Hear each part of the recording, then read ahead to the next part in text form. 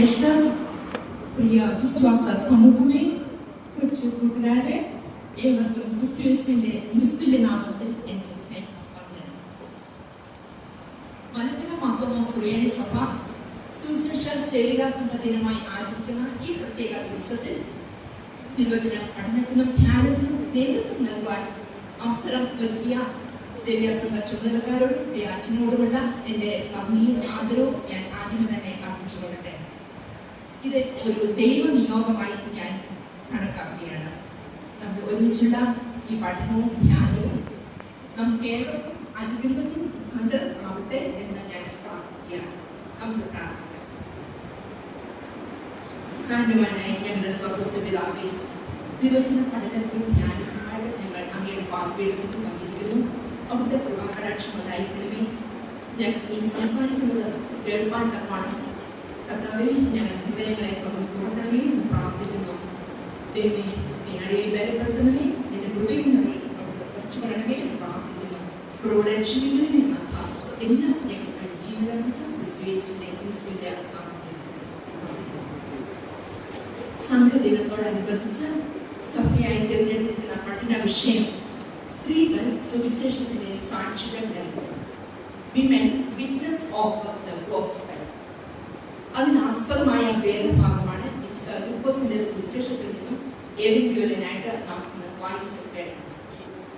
വിശുദ്ധ മത്തായി, മാർക്കോസ്, ലൂക്കോസ് എന്നീ 3 സമവീക്ഷണ സുവിശേഷങ്ങളിൽ ഒന്നായ മിസ്റ്റർ ലൂക്കോസ് എഴുതപ്പെട്ടത് ക്രിസ്തുവർഷം 80 അടുത്താണ്. ഗ്രന്ഥകാരനായ ഈ മിസ്റ്റർ ലൂക്കോസ് വേദപുസ്തകത്തിലെ യഹൂദനല്ലാത്ത ഏക സുവിശേഷകനാണ്. വിശുദ്ധ പൗലോസ് അപ്പോസ്തലന്റെ അടുത്ത സ്നേഹിതനും പൗലോസ് അപ്പോസ്തലന്റെ കൂട്ടാളിയും മിഷണറി യാത്രയും കൂട്ടാളിയായിരുന്നു. മാത്രമല്ല, അദ്ദേഹം ഒരു വൈദ്യനായിരുന്നു, ഒരു ഡോക്ടറായിരുന്നു, ഒരു ചിത്രകാരനായിരുന്നു.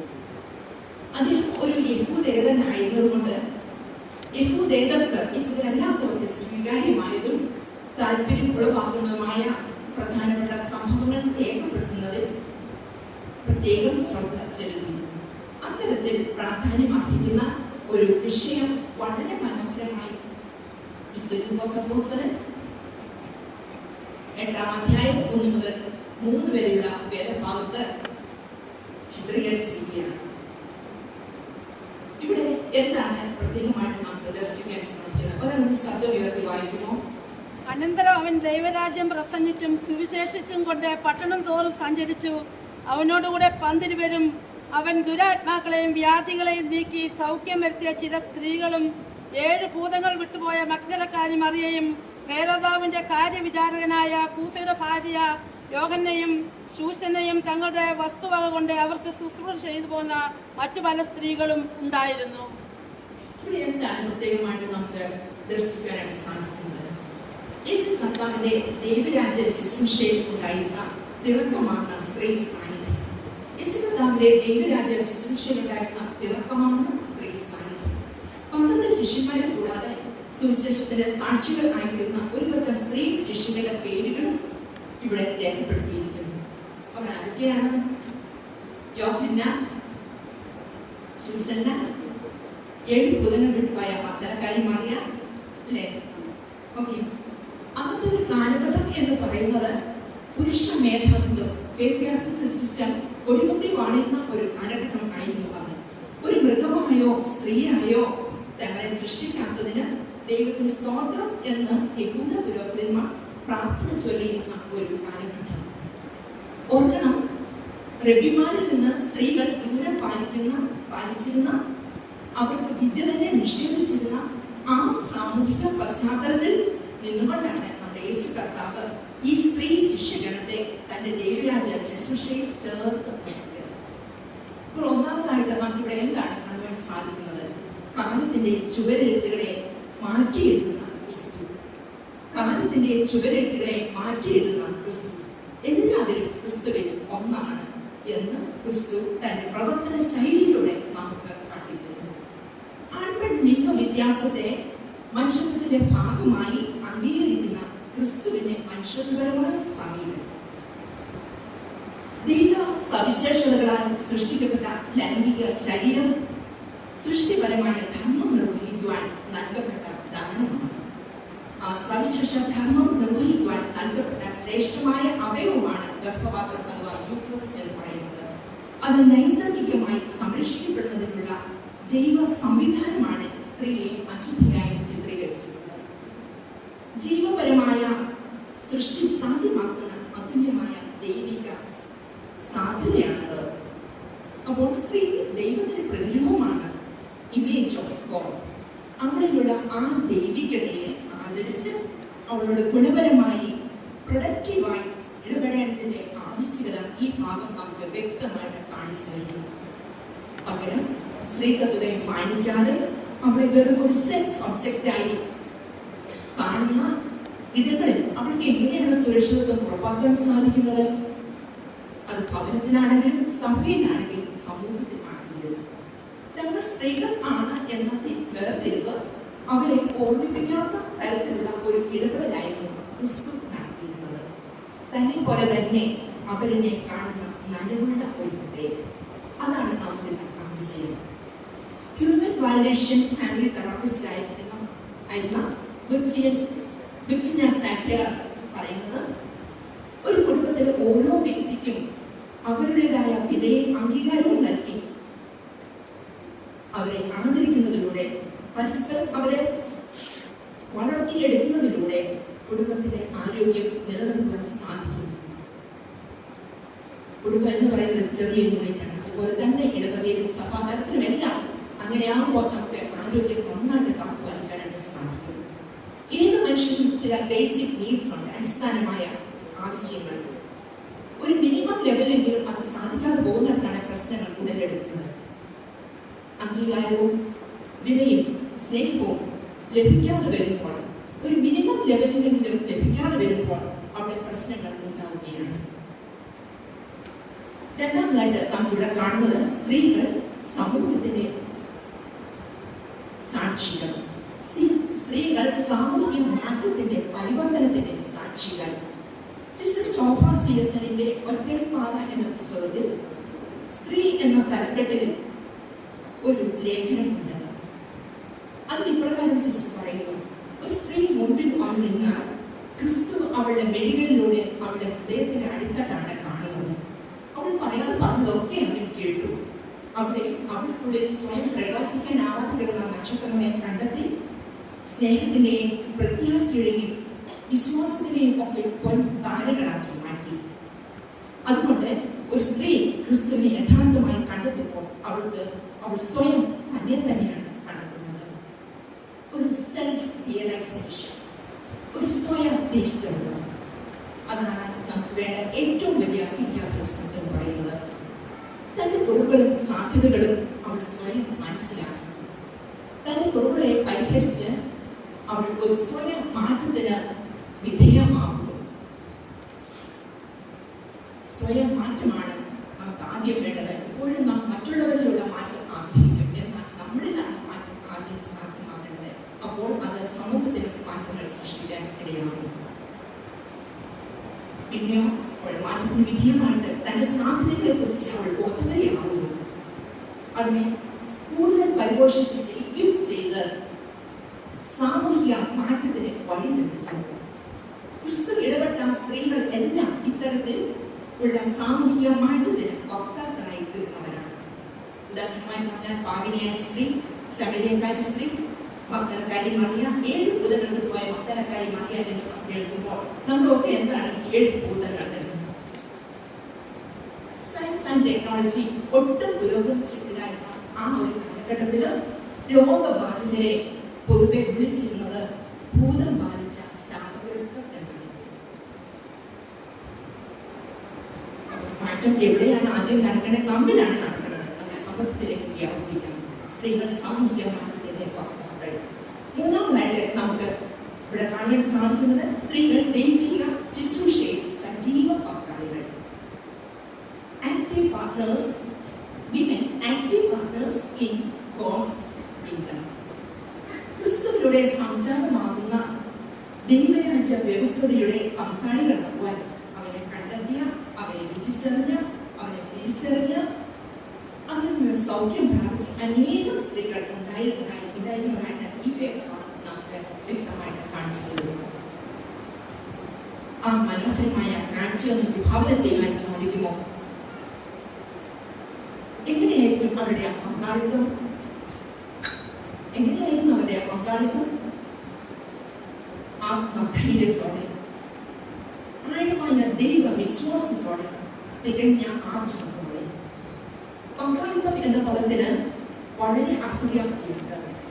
കേവലം സഹായികൾ എന്ന അർത്ഥത്തിലല്ല ഇവിടെ ഉപയോഗിച്ചിരിക്കുന്നത്, മറിച്ച് സജീവമായ പങ്കുചേരൽ എന്ന അർത്ഥത്തിലാണ്. Active participation. എന്തിനേണ്ടിയായിരുന്നു അത്?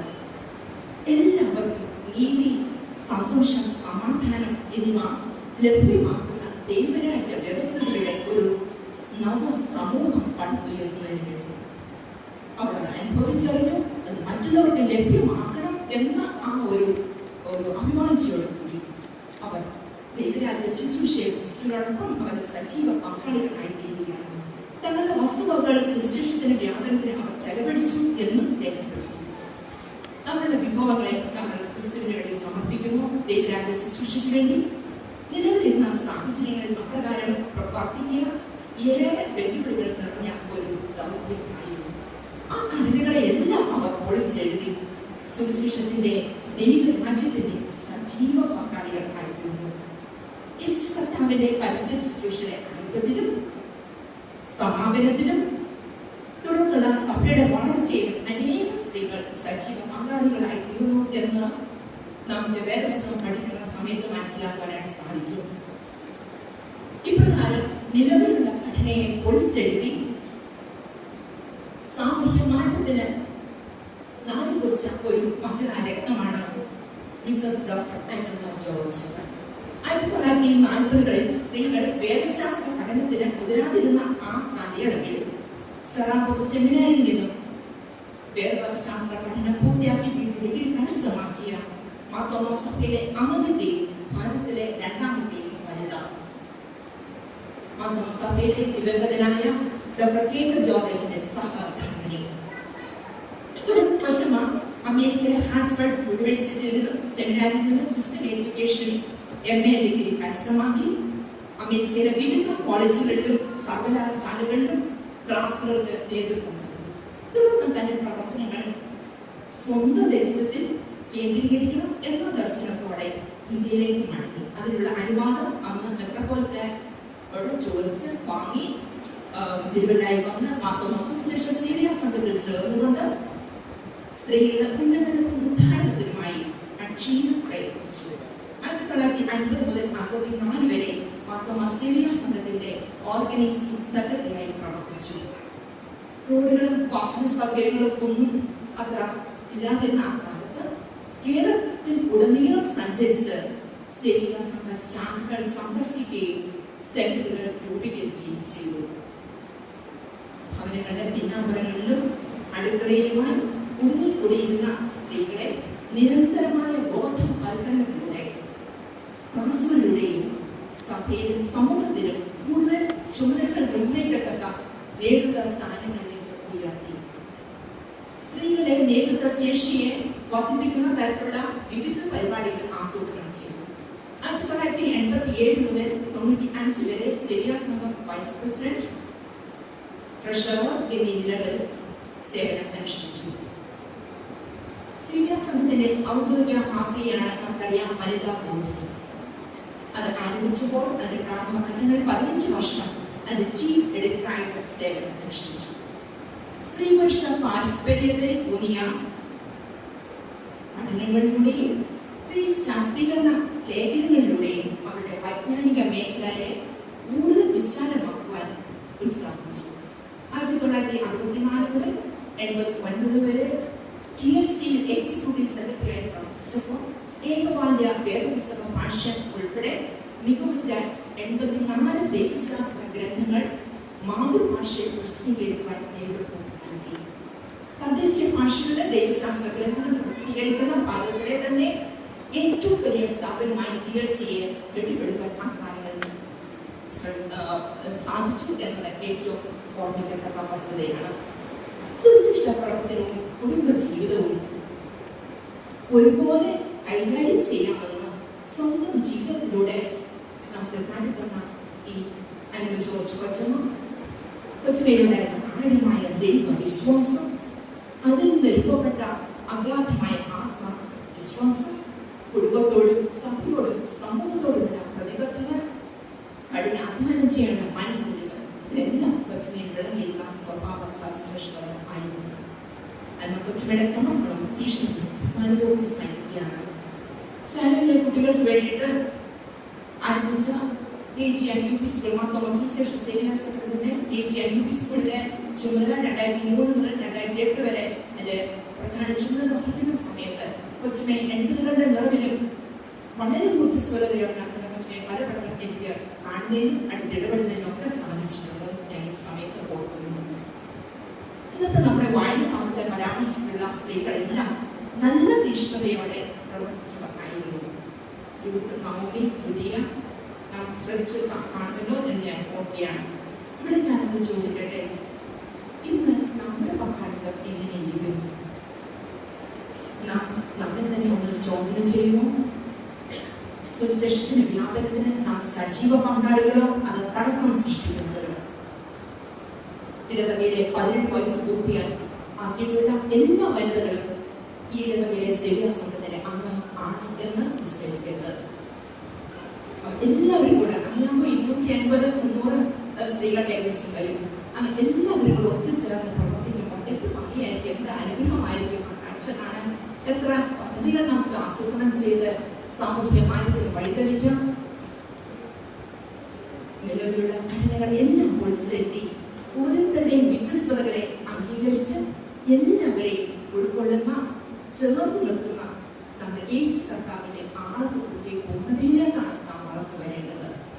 ക്രിസ്തുവിന്റെ തടസ്സങ്ങൾ ഒന്നും തടസ്സങ്ങൾ ആയിരുന്നില്ല.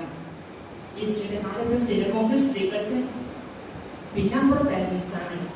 അതായത് ഏറ്റവും പുറകിൽ വേലി കെട്ടി അവരെ വേർപെട്ട ഒരു സ്ഥലത്തായിരുന്നു നിർത്തിയിരുന്നത്. ആ പുറത്താക്കപ്പെട്ട സ്ത്രീകളെയാണ് യേശു കർത്താവ് തന്റെ ദൈവരാജ്യ ശുശ്രൂഷയിൽ ചേർത്ത് മിനിസ്ട്രി ഓഫ് ദ ബാരിയേഴ്സ് ആണ് നമുക്ക് ആവശ്യം. ഇന്ന് പുറത്താക്കപ്പെട്ടവർ ആരാണ്? അവഗണിക്കപ്പെട്ടവർ ആരാണ്? HIV, AIDS ബാധിതർ, ട്രാൻസ്ജെൻഡേഴ്സ്. നാം നോക്കുന്നു, ട്രാൻസ്ജെൻഡേഴ്സിന് വേണ്ടിയിട്ടുള്ള പദ്ധതികളൊക്കെ അവരെ പുനരുദ്ധരിക്കുന്നതിന് ആവശ്യമായ പദ്ധതികളൊക്കെ നമ്മുടെ മാതൃ പോലത്തെ ആവിഷ്കരിച്ചിട്ടുള്ളത് നമ്മൾ ഓർക്കുന്നു. എന്നാൽ നമുക്കുള്ള മനോഭാവം, ഇവരോടുള്ള മനോഭാവം എങ്ങനെയിരിക്കുന്നു? ലിംഗവിവേചനം എന്നത് ഒരു യാഥാർത്ഥ്യമായി കണ്ടുകൊണ്ട് അതിനെ അതിജീവിക്കുവാനുള്ള പദ്ധതികൾ തയ്യാറാക്കുവാൻ നമുക്ക് സാധിക്കുമോ? പുരുഷ കേന്ദ്രീകൃതമായ വ്യവസ്ഥയിൽ മാറി തുല്യതയും സാഹോദര്യമുള്ള ഒരു നവസമൂഹം ഉണ്ടാവുക എന്നത് ഏറ്റവും ആവശ്യമാണ്. സ്ത്രീകളിൽ തന്നെ അവഗണിക്കപ്പെട്ടവരെ ചേർത്ത് നിർത്തുക. സ്ത്രീകളിൽ തന്നെ ലൈംഗിക തൊഴിലാളികൾക്കുണ്ട്. വ്യക്തികൾക്കാണ് നാം പ്രാധാന്യം നൽകേണ്ടത്, അല്ലാതെ പ്രശ്നങ്ങൾക്കല്ല. The person is more important than the problem. അന്ന് യേശു ചെയ്ത ശുശ്രൂഷ ഇന്ന് നാം ഓരോരുത്തരുമാണ് ചെയ്യേണ്ടത്. നമ്മുടെ കൂട്ടായ്മകൾ വാസ്തവത്തിൽ അടഞ്ഞ കൂട്ടായ്മകളോ അതോ വെളുത്ത് കൽപ്പിക്കുന്നവരെയും ഭ്രഷ്ട് കൽപ്പിക്കുന്നവരെയും ചേർന്ന് നിർത്തി അവരെ സമൂഹത്തിന്റെ മുഖ്യധാരയിലേക്ക് കൊണ്ടുവരുവാൻ സാധിക്കുന്നത് ആണോ? ഇടവകയിലുള്ള സ്ത്രീജനങ്ങളെ എങ്കിലും നമുക്ക് ചേർത്ത് നിർത്താൻ സാധിക്കുമോ? നമ്മൾ തന്നെ ഒരു ശോധന ചെയ്യാം. എന്താണ് നമ്മുടെ പാളിച്ചകൾ? നമ്മുടെ ഈഗോകൾ, നാം എന്ന ഞാനെന്ന ഭാവം, നമ്മുടെ നെഗറ്റീവ് ആറ്റിറ്റ്യൂഡ്, നിഷേധാത്മകമായ ചിന്തകൾ. നെഗറ്റീവ് ആറ്റിറ്റ്യൂഡ് ഉള്ളവർ എവിടെ ചെന്നാലും അവർക്ക് തന്നെയും പ്രശ്നം സൃഷ്ടിക്കും, മറ്റുള്ളവർക്കും പ്രശ്നം സൃഷ്ടിച്ചുകൊണ്ടേയിരിക്കും. മൂന്നാമതായിട്ട് നമ്മുടെ ഇമോഷണൽ ഇമ്മച്യൂരിറ്റി, വൈകാരികമായ അപക്വത, പ്രത്യേകിച്ച് കോപം എന്ന വികാരത്തെ നിയന്ത്രിക്കാനുള്ള ഒരു കഴിവുണ്ട്. 4, വിമർശനങ്ങളെ ക്രിയാത്മകമായി കാണുവാൻ സാധിക്കാതെ പോകുന്നത്, നേരിടുവാൻ സാധിക്കാതെ പോകുന്നത്. ഓർക്കണം, വിമർശനം എന്ന് പറയുന്നത് കാറ്റ് പോലെയാണ്, അതില്ലാത്തയിടം ഇല്ല. വിമർശനങ്ങൾ ഒരിക്കലും നമ്മെ വളർത്തുന്നതിന് അല്ല, വളർത്തുവാൻ അതിനെ സഹായിക്കണം. നാം പ്രോ ആക്റ്റീവ് ആകണം. 5, സ്ത്രീകൾ തന്നെ സ്ത്രീകൾക്ക് വിലങ്ങുതടി ആകുന്നത്. I am okay, you are not okay എന്ന ഒരു ചിന്ത. ഞാൻ പെർഫെക്റ്റ് ആണ്, മറ്റുള്ളവരാണ് പ്രശ്നങ്ങൾ. ആ ഒരു ചിന്താഗതി വെച്ച് പുലർത്തും. ആരാണ് ഈ ലോകത്തിൽ പെർഫെക്റ്റ് ആയിട്ടുള്ളത്? ആരുമില്ല. ഓരോരുത്തരും ഓരോ കുറവുണ്ട്. യേശു കർത്താവ് വിളിച്ച മനുഷ്യനായി അവതരിച്ച യേശു കർത്താവ് വിളിച്ച മറ്റാരുമില്ല. അത് നാം വിസ്മരിച്ചു പോകരുത്. മറ്റുള്ളവരുടെ കുറവുകളെയും തെറ്റുകളെയും ക്ഷമിക്കുവാനും മറക്കുവാനും സാധിക്കാതെ അവിടെ ഒരു ക്ലീൻ സ്ലേറ്റ് ആയിട്ട് അംഗീകരിക്കാൻ സാധിക്കാതെ പോകുന്നു. നാം അതിനെ സ്വാഗതം ചെയ്യുക. അതുകൊണ്ട് ക്രിസ്തുവിലേക്ക് നമുക്ക് മടങ്ങി വരാം. നമ്മുടെ കുറവുകളുണ്ട്, നമ്മെ സ്നേഹിക്കുകയും അംഗീകരിക്കുകയും നമ്മെ ചേർത്ത് നിർത്തുന്ന ആ ക്രിസ്തുവിലേക്ക് നാം നമ്മെ തന്നെ അടുപ്പിക്കുക. നമ്മെ ആ അരുമനാഥന്റെ കാര്യങ്ങളിൽ, ആ അരുമനാഥന്റെ ആളുകളുടെ പൂർണ്ണതയിലേക്ക് നമുക്ക് വളർന്നു വരാൻ നമ്മെ തന്നെ നമുക്ക് സമർപ്പിക്കാം. ക്രിസ്തു ആഗ്രഹിക്കുന്ന, എല്ലാവരെയും ആദരിക്കുന്ന ഒരു നവസമൂഹം, ഒരു വേർതിരിവുമില്ലാത്ത ഒരു നവസമൂഹം പടുത്തുയർത്തുന്നതിന് നമുക്ക് ഒത്തൊരുമിച്ച് സഹകരിച്ച് കൈകോർത്ത് പിടിച്ച് നമുക്ക് യത്നിക്കാം. അതിന് ദൈവത്തിന്റെ പരിശുദ്ധാത്മാവ് നമ്മെ ഏവരെയും ശക്തരാക്കട്ടെ എന്ന പ്രാർത്ഥനയോടെ ഞാൻ നിർത്തട്ടെ. ഇങ്ങനെ ഒരു അവസരം ഒരുക്കിയ സേവ്യസംഘ ഭാരവാഹികളോട്, എന്നെ ഇത്ര നേരം ശ്രമിച്ച ഇടവചനങ്ങളോട് എല്ലാവരോടുമുള്ള നന്ദി പ്രകാശിപ്പിച്ചുകൊണ്ട് ഞാൻ നിർത്തുന്നു. ദൈവം നമ്മളെ ഏവരെയും അനുഗ്രഹിച്ച് വഴി